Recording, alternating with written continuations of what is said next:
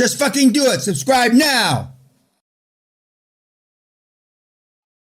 We had somebody they call it burgled here. When we were building the golf course, some junkies from Dundee. Dundee is the drug capital of Europe. Dundee, Scotland.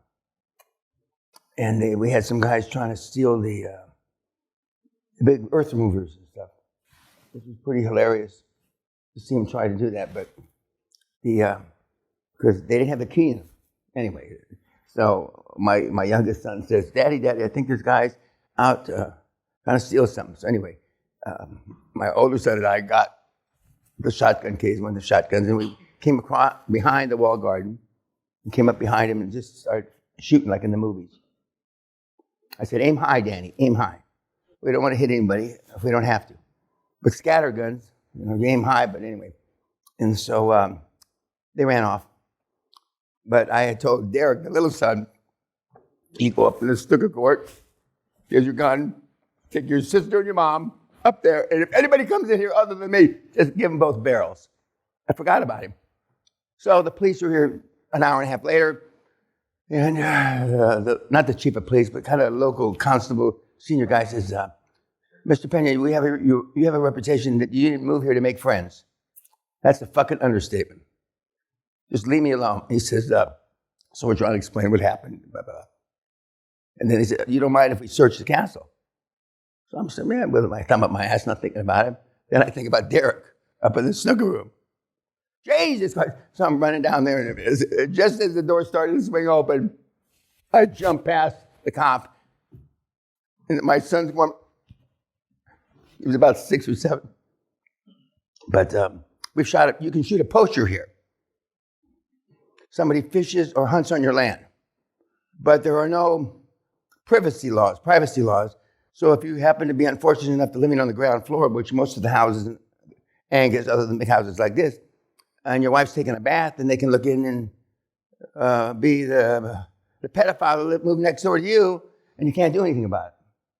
I do, but the law says you can't. So you run around. What you do is you take a fishing pole.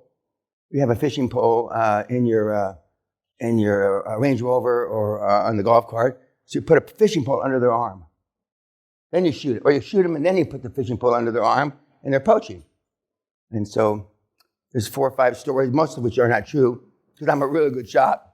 Then I shot some guy in the calf that was fishing and some other shit. But nobody comes here. The QLA seminar is not just a seminar.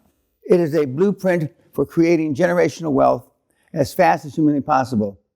I teach you how to turn nothing into millions, billions, and even trillions. If you want to take control of your life, to create a legacy that lasts for generations, the time is now. Do not wait for the right moment. The right moment is this moment. Be bold, be selfish, be ruthless, and take no prisoners. I will still do seminars, but I won't be able to do this forever. Act now or not at your own peril. Thank you very much. They have a ruling called first footing.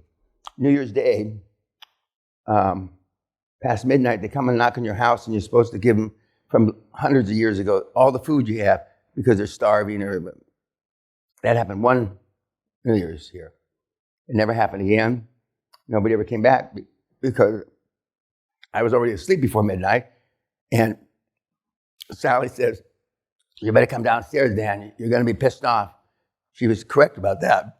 So I'm throwing people out, and I almost shot in the house, but I didn't shoot the house. I shot out the window so they could scare them all. And they, first footing. They don't do that here either.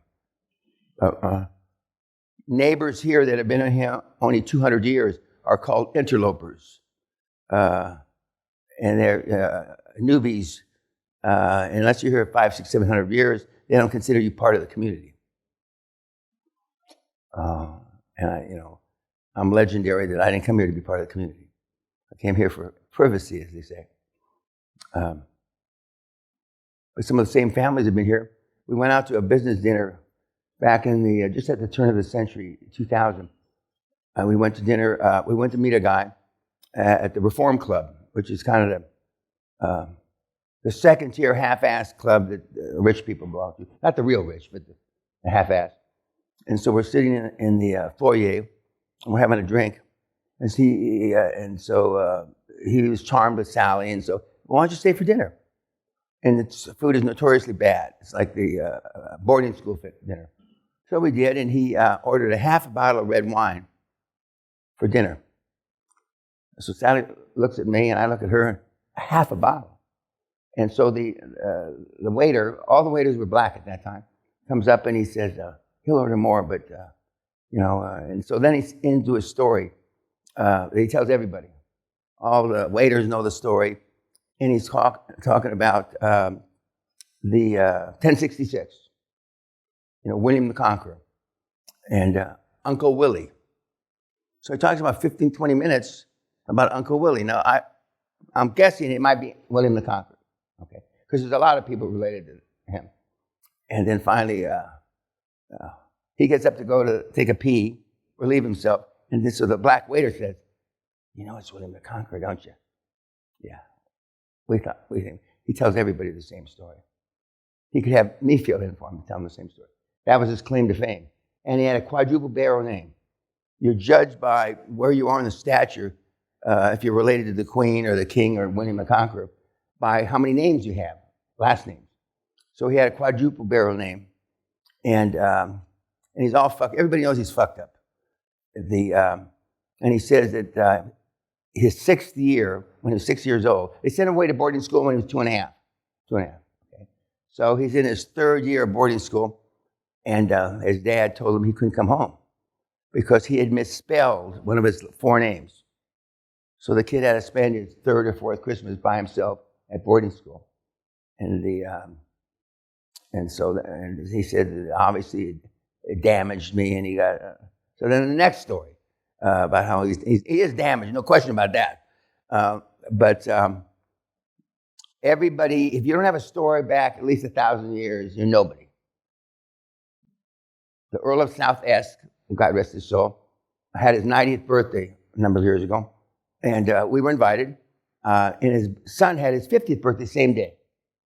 And a duke is higher than an earl, and so the son's name is Duke. And there's only 7 or 8 dukes. The royal sons are Duke, and what's his name? Prince Andrew used to be, but anyway. And so we're in his big house, and he's another one that told me he had a nice wee house. And so I'm talking to his wife, nice little lady, whatever her name was at the time. And she said, "Would you like to look at my art collection? I'm told that you have an eye for art." I said, "I don't know who told you that, ma'am, but I'll be glad to look at your art collection." So we go up the stairs and we go down this long hall about from here to the other end of the castle. And I'm looking at the paintings on both sides, from the floor to the ceiling. And now, I don't have that kind of eye for art that you might think, but isn't that a Van Gogh? And she goes, "They're all Van Gogh." No security, nothing. The carpets are worn, they've been worn out for 200-300 years. And so when it came time to sing Happy Birthday, so we're the Earl of South Esk, who's 90, and his son's Duke, and he's the first time he's ever had a party, allegedly the first time the family, dating back as far as anybody can remember, ever spent a crown. A crown is like 4 cents. And he said, "If I had known it was this much fun to have a party, I might have had one when I was 82, and I might even have one when I'm 100. And so everybody, and they go, "No." They clap like that. And then the son gets up, who's the Duke, who's a higher title, and he said that if my father ever finds out how much this party costs, I can assure you he's never having another party. And those are it's like in a 1930s or 40s English movie. And their collars or their sleeves here are thread worn. Their blazer that they probably is their grandfather's blazer, that it's all worn thin, and sometimes even the elbows worn thin, because they have deep pockets and short arms. This part of the country, and the saying is that copper wire was invented between a Scotsman and a Yorkshireman, which Sally's a Yorkshireman, fighting over a penny. That's how copper wire was invented. And but from about 1815, 1820 to about 1940, 45, 3/4 of all the inventions that changed the world came from here, Scotland. But then something dried up as they approached the Second World War. We said a generation of young guys. 17% of the war did, from the Crimea War to Second World War, were Scotsmen. 17% of the UK's war did. And they only represented 3% of the Army, Navy, but 17% of the dead, because they like to fight. And it hasn't changed. The clans are still fighting. And that movie Braveheart didn't do this fucking country a bit of good. And it allowed 16-year-olds to vote, which didn't do this country any fucking bit of good. I got a plethora of emails about Bitfuck. I haven't beat up Bitfuck about it. And you all know my stance on Bitfuck. It's going lower. All your little pennies are going to get wiped out. Do you feel good about it? No, I don't. These guys are writing me. I don't feel good about it at all. It's tough being always right. You wouldn't know that feeling. Now just imagine if the U.S. monetary system was based on Bitfuck right now. Just think about it a minute. For those of you, I've been asked all the time, do you think the U.S. system is going to change? Yeah, about the same time I jack off on BBC 6 o'clock news. That's when it's going to change. Now just think about it. Or not even the U.S. If the worldwide economy was based on Bitfuck. Are you fucking crazy? And we have some Bitfuck lovers in the crowd. We always do. A couple of you paid for your trip here on Bitfuck. Don't you think this shit through? No, you obviously don't. And that's my point.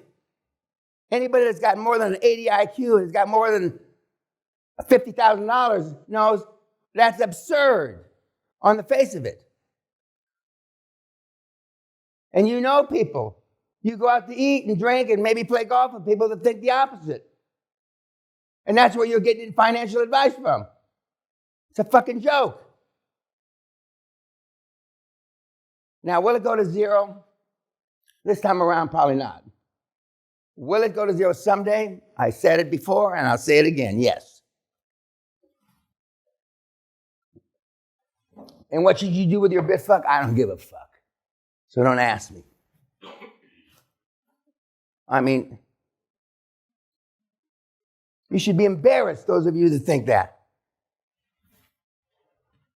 I don't know. I was going to say insane. That'd be a stretch, because I know a lot of people that are insane. I don't know a reasonable financial mind that in his heart or her heart or its heart believes the stuff about can this be our new basis of currency, for example. They may say it, they sell it, they don't do infomercials anymore. They may do a podcast on it, but they sure as fuck don't believe it. And as Jamie Dimon said 2-3 years ago, and I mentioned it, I think, the first day, if my customers want us to make a market in shit, we'll make a market in shit. I knew he had turned in Bitcoin's favor when PayPal, which I don't know how to use. I don't even know what PayPal is.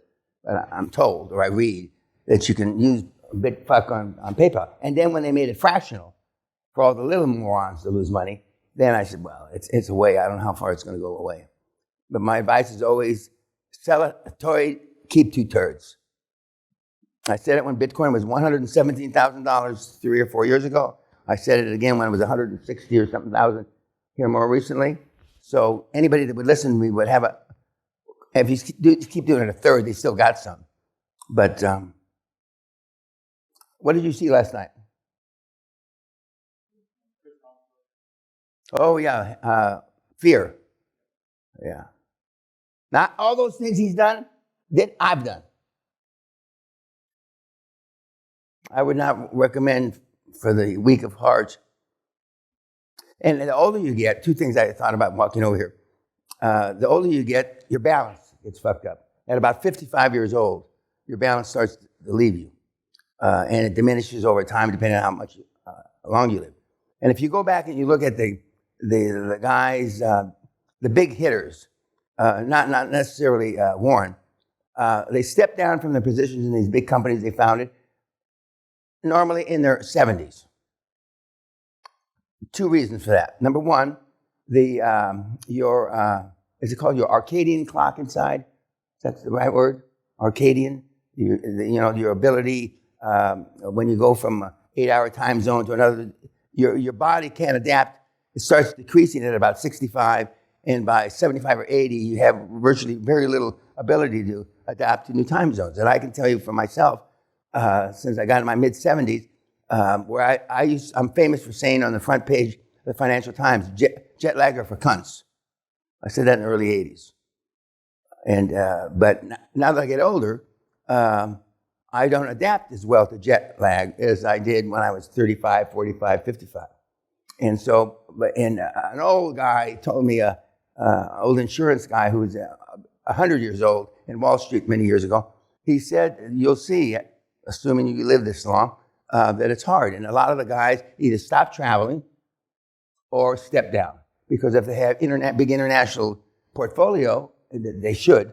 And the first person that I knew that happened to was the Marriotts, the old man and the son who I knew. And the old man lived a long, long time. And I did some work for them. I was in St. Louis. That's the one city with the arch, right? Yeah, St. Louis. And I was staying in a Marriott speaking something. And I'm in an elevator. This is the third Marriott in a row that I was with when the old man, sick Marriott, and the kid were in the hotel. And it's not the same hotel when they're in town. I mean, it's 10-star. And Marriotts don't have 10 stars. And so the elevator stopped. We were going to the penthouse. And I said, Mr. Marriott, and they both turned around and looked at me. And I said, the hotel's not the same when you're not here. So the old man was visibly moved, pissed. So he looks at all his little gophers, and he said, and he gave me his card. He says, can you call me when you've got time? I said, well, I can call you today in about an hour. I'll be done speaking, maybe an hour and a half. So anyway, I told him, and we used to stay, and one of the organizations I used to represent, National Association of Women Business Owners, a liberal, left-wing, pinko commie organization. But the black management at that time liked me because I told the truth. And so I said, they only use Marriott, I've tried to convince them to change Marriott's, or we can follow your travelings on Marriott, because every 400 days he went to every single Marriott hotel. It took him about 405 days to all his hotels. He had 400 or 500 and 600, I don't know what it was. And so I went in and I did some adjustment. I fired 75% of the people. I didn't want to interview them. Don't want to talk to them. I'm sure I fired some people that shouldn't have been fired. But I know then I'd get everybody. Now you're going to have that opportunity when you start buying bigger companies. You won't do that. You're going to say, HR tells me this. My lawyers tell me that. They've got contracts. You know what you're going to say, right? I'm just telling you to do it anyway. And so I did a lot of work, and I really enjoyed it. And then I said, I don't want to be paid. This was actually fun, and I'm not having much fun anymore. And so I had a carte blanche in Marriott for a long, long, long time. I don't know if I still have it. I don't carry credit cards or anything, so maybe we do, maybe we don't, I don't know.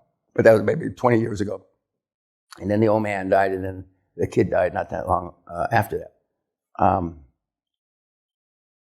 But you've been in hotels when there's 5 people behind the reception, 3 are on their cell phones, and one's on the phone, and one's taking care of a customer. And the hotels have these preferred lines, if you're some sort of preferred customer. And and sometimes you'll see a big hitter in a preferred line, and he's got to wait 15, 20 minutes, and I'm thinking to myself, the guy's supposed to be worth $4 or $5 billion. First of all, somebody else should have checked him in. Why the fuck is he doing it? And I'm going through all this, and I explained all that. to Mr. Marriott and the first HR person. And back in the day, it wasn't called HR; it was called personnel. Then I don't forget when it started, HR or the title. And I explained this to him, and he hadn't stood in the line maybe ever. But if I remember correctly, I think he's a Mormon. Yeah, I believe they were Mormons. Nothing against them. I mean, normally strong work ethic and that kind of stuff. But you will see. I was thinking about what you said last night at dinner about the certain area of Newport has NetJet, and the other area owns the jet. I understood you correctly, right? Yeah. Okay. What area owns the jet as opposed to the NetJet?